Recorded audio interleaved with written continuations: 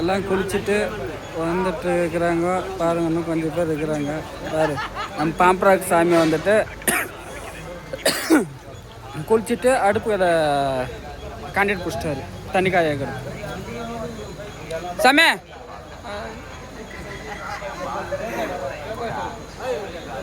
Token ஐ பரவாயில்ல சாமி, super business இங்கே நல்லா இருக்கு சாமி. லாட்டரி டிக்கெட்டா? Lottery ticket